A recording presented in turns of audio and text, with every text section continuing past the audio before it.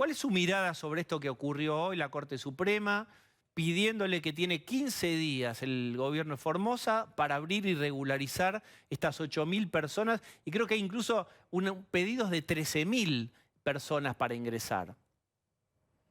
Bueno, a ver, yo me quisiera quedar con el análisis de ustedes de la mesa. Me parece que hay algo central que tiene que ver con esta idea de lo que significó la pandemia, ¿no? Un gran desafío para la política, donde las miserias y las grandezas han estado a la orden del día. Y creo que hemos asistido, lamentablemente, a la consolidación de un concepto de nación desintegrada. Los escuchaba y se observa cómo se naturaliza esta idea de que nos separan fronteras y no límites en el interior de cada una de las provincias. Y esta especie de bloqueo, esta especie de cerco que se instaló, tiene o viene de la mano, como lo decía Marcela, de la enorme responsabilidad del gobierno de la nación, porque hay un gobierno que prácticamente le soltó la mano a la Constitución y dejó hacer. Entonces, en muchísimas provincias, Formosa es un ejemplo emblemático de deformación democrática, que se entienda bien, de deformación democrática, como lo es Santiago del Estero, como lo fueron muchas provincias.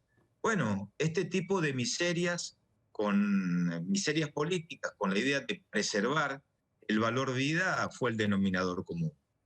Y creo que la pandemia es, digamos, el traje a medida para los gobiernos autoritarios.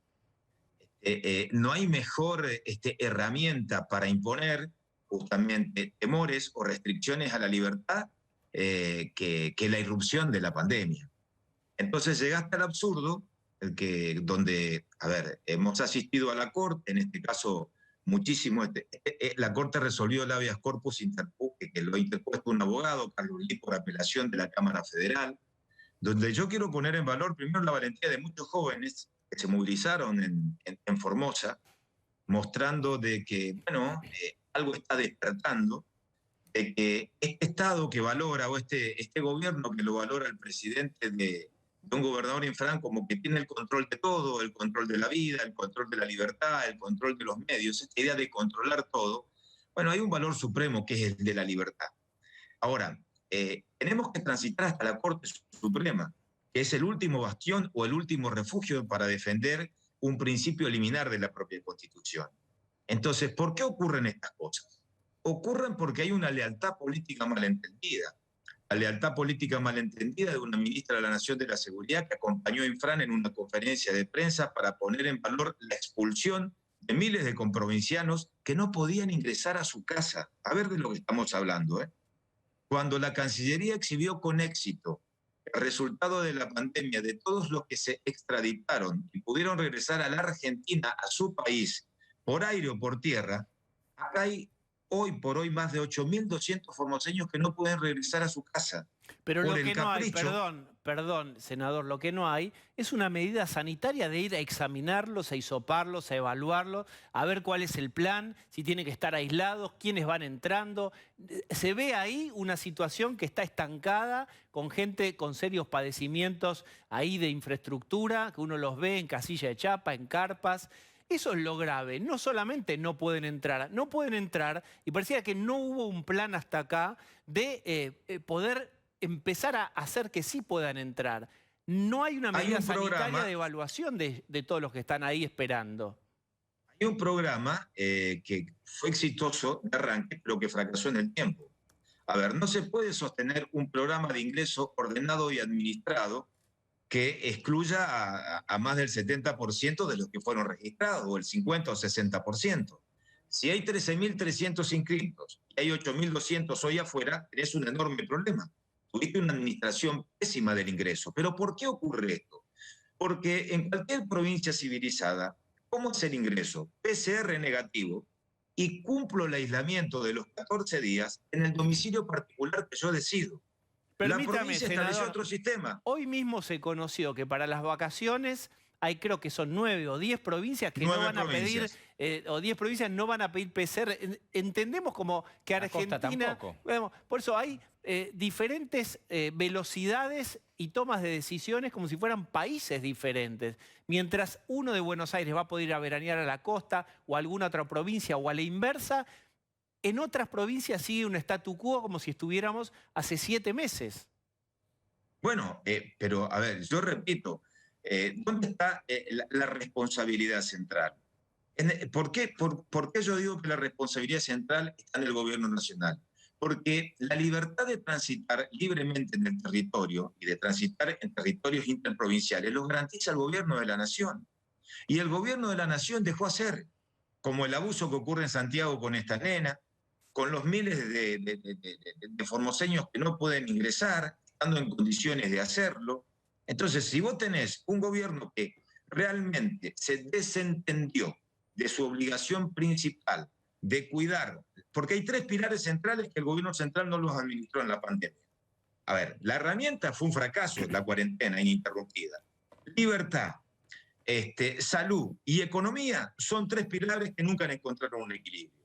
Entonces, estos abusos que ocurren en Formosa, que pasó en San Luis, también pasó en San Luis, hasta que llegaron a un acuerdo con otras provincias, tiene que ver con este concepto, yo repito, de nación desintegrada que vino de la mano de un gobierno nacional que se desentendió. Ahora bien, ¿por qué llegaste a la Corte? ¿Qué va a cambiar? A ver, el modelo de Formosa con Infran, donde el Estado es un Estado, digamos, una especie, para que se entienda, de gran hermano, que está controlando todas las 24 horas del día, con algunos ministros que se jactan de hacer seguimiento de lo que ocurre en las redes sociales, para ver qué es lo que está pasando. ¿Qué vas a esperar? ¿Que de ese Estado puedas encontrar un ámbito o parámetro de libertad? No, no lo vas a tener. Eso, Ahora, tendrá que senador, llegar a la Corte Suprema, porque el gobierno de la Nación terminó apadrinando por una cuestión de lealtad política. En el senador, apadrinamiento de la libertad política dejó en un estado de absoluto desamparo a miles de ciudadanos y a algunos les costaron la vida. senador, le quiero preguntar algo muy concretamente. Usted recién esbozó algo, pero es cómo es la vida en Formosa, pero en casos concretos. Usted dice, ministro, que se jactan de perseguir en las redes. Yo digo, es una provincia donde Infran gana electoralmente con potencia. ¿Cómo es vivir en Formosa? Bueno, a ver, vamos a separar las cosas. Yo te diría cómo es el modelo de Infran desde el poder político y cómo se traslada en el vivir cotidiano. A mí me parece que hay desde lo cultural en la sociedad hay una especie de autocensura. Esta idea de que como tenés el poder que te controla todo, vos tenés el temor a avanzar y dar pasos con criterios de libertad. Este modelo tiene dos anclajes de deformación democrática. El anclaje institucional, es decir, a ver, mecanismos de perpetuidad con los sistemas electorales, el control del aparato de la justicia, los organismos de control, las mayorías que se ejercen en todos los ámbitos, en el ámbito legislativo y en los consejos deliberantes. Ese es el aspecto institucional, un aparato que controla todo. Pero también está lo cultural, que es lo más profundo. Y lo cultural tiene que ver con un esquema de un Estado que no ha diseñado políticas para avanzar con políticas proactivas en materia de emprendedurismo, con una visión estratégica para insertar la Formosa, con una localización estratégica con Paraguay y con Brasil, con una mirada industrial. No, es el Estado, es el dador de todo. Pero yo te diría que vos tenés dos modelos distintos con Estados que te dan todo. Primero, el personalismo exacerbado, que es el modelo de Infran, donde es el Estado que te da todo. Y hasta que uno no asuma un proceso de madurez y de concientización democrática, que yo no le debo nada al gobernador cuando reclama una vivienda, que es un derecho constitucional, y que es el Estado que tiene que cumplir con esa garantía constitucional. Y que si yo no tengo respuesta, si tengo una respuesta en el empleo público, es un derecho que me lo gané y no le debo a la persona. Bueno, ahí está el esquema de dominación cultural. Bien. El Estado está presente en el vivir cotidiano de la gente. El otro ejemplo lo vivimos en Jujuy, vos te acordás, pero con una organización paraestatal que se llamó Milagro Sana, donde la organización paraestatal era una especie de dadora de todo, de que te da las respuestas del Estado. Entonces, a mí me parece que nosotros tenemos, yo te diría, ¿cómo es vivir en Formosa? Bueno, tenemos un desafío, ganarle a la resignación. Y en primer lugar, por eso es importante el mensaje de la Corte. ¿Sabes por qué, Diego? Porque es la primera vez en mucho tiempo que a este poder absoluto, a este poder personalista, que no solamente se cree dueño de todo, sino que cree que se concede todo, encontró un límite. Y el valor de la libertad es supremo. Yo creo que esto es un gran triunfo, puede ser un punto de inflexión en lo que tiene que ver con la esencia del sistema democrático.